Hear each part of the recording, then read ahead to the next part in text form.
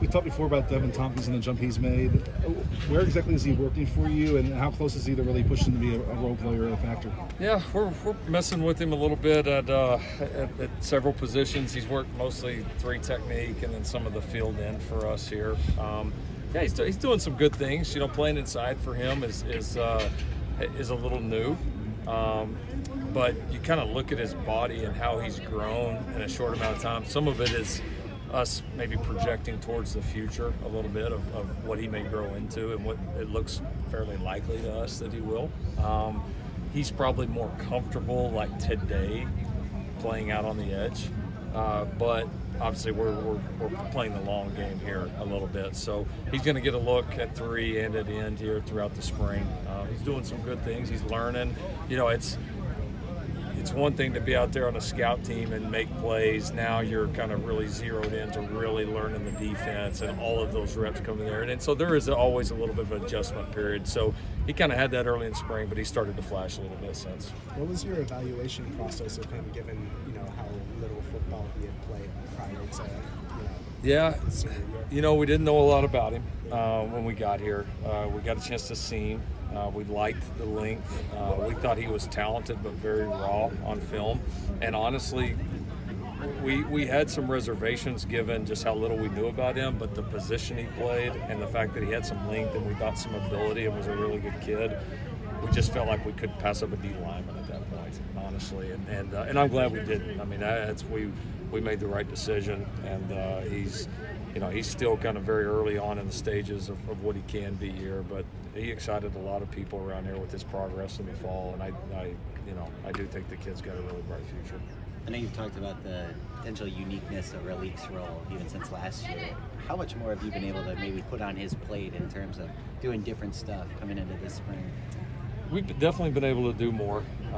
He has a much better base understanding of the entire offense and how that functions, and so we're using this spring to move him around some, to experiment some and try to get a full idea of what he really can handle.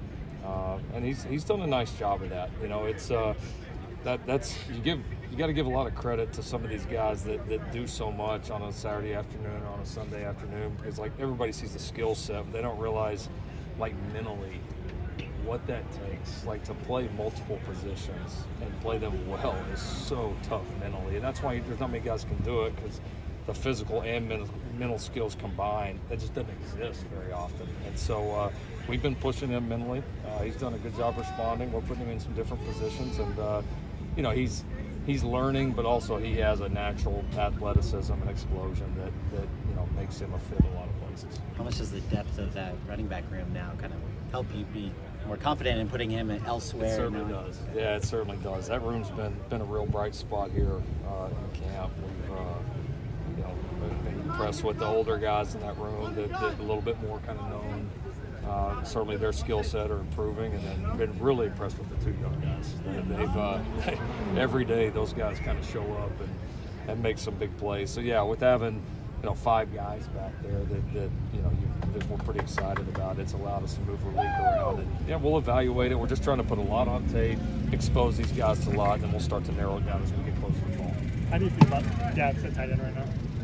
Right now, today, not good.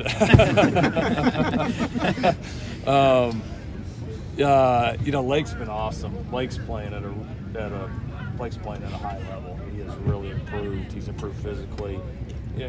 What he did last year for us was impressive, especially considering all the time he had missed. I know we talked a lot about it. So the fact that he's had like some consistent off-season work and physical work under his belt, we've been able to do a little bit more with him, this spring, which was expected. He's been really good. We moved Carson Tabaracci over there. He's done a nice job. He really has. He's got a cool skill set for that. I don't think there's any question he's going to have the ability to have an impact. Obviously, not having Jude right now, is tough for us. We'll be excited to get him back in the fall. And then we'll get Kate Eldridge over here as well. So it's going to be good. It's just currently at this moment right now not very good. Yeah. It's basically the halfway point of camp right now. How would you evaluate how it's gone so far? It's been good. It's been competitive. We've got a little bit more depth across the board. I'd say the practices are more physical because we are a little bigger, a little bit stronger. we've got a few too many guys nicked up right now. That's probably been maybe the biggest disappointment. And I mean, fortunately, it hasn't been anything overly serious, but at the same time, we've got too many guys missing time, and so we need those guys to. We need to get a little healthier here the second half of camp so that we can practice the way that we want to. Last night you said you're now a Trojan professionally and as well as personally, and when you took over, there were some things that made you mad. Are there same things going on here today that make you mad personally? I could go a lot of different directions with that one. No. I think I just wanted to make the point that I just think a lot of times people come into a new situation and you don't want to own like or take part in like what's happened here before. Like, you don't, and everybody can say from this day forward, but like, I just think when you come and get really invested in a place, like you're a part of all of it. And so you take personal when it hasn't went right, and you want to build on and uphold, obviously the majority of the history here, which has been really damn good. And so I just never been a fan of the, like, I'm not going to take part in any of this before. Like, it's a part of our history, and like I said, we're all here now. We're all Trojans. This is where we want to be, and we love being here, and we want to own all parts of it, the good and the bad, and we want to make sure, this part that we're here for hopefully is as good as it possibly can be. You talked about the value of adding Greg Brown to the staff. What exactly is he doing? How is he impacting? How is he involved? Yeah, he's doing, I would say, very similar to kind of what Will Harriger did for us offensively last year. He's going to be in that senior analyst role. It can be really valuable to have a guy like that that's extremely experienced, that's been responsible for the whole thing, that comes in, can offer some fresh perspective, a fresh set of eyes that's not solely responsible for one position group. He's really an overall advisor for our defensive staff, for myself. He's a great set of eyes.